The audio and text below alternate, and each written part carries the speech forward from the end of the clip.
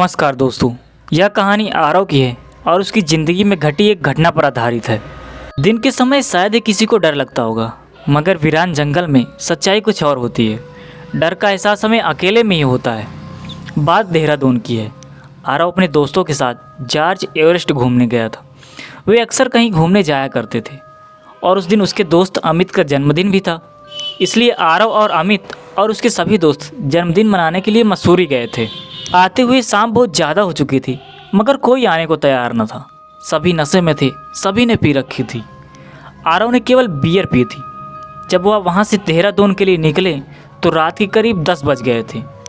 आरव की बाइक पर कोई नहीं बैठा था, वह अकेला था। जब दोस्त निकले वह पेशाब करने में लग गया, क्योंकि उसने बियर ज़्यादा पी रखी थी। दोस्त एक मोड़ आगे निकल गए थे। वे हल्ला कर रहे थे, स्पीकर पर जोरों से गाना बजा रहे थे। किसी को होश नहीं था, सारे नशे में थे।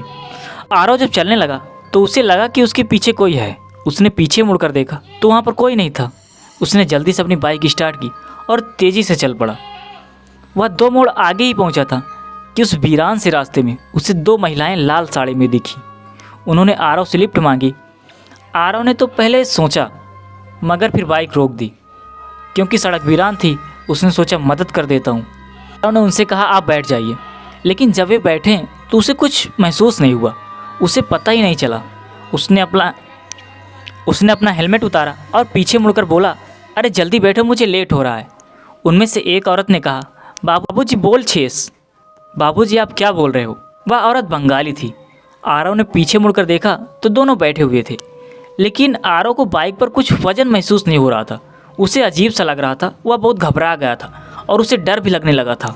लेकिन उसने शीशे में नहीं देखा, क्योंकि वह इतना घबरा गया था कि उसने बाइक स्टार्ट की और तेज़ी से चल पड़ा। उसे अजीब सा डर अंदर से उसकी जान ले रहा था। दिल की धड़कन सहम सी गई थी। डर के मारे उसके दिल में दहशत पैदा हो गई थी। वह जैसे ही कुछ किलोमीटर आगे गया ही था कि एक वीरान से ढलान पर उनमें से एक औरत ने कहा, एक खाने थामो, बाबूजी यहीं रोक दो।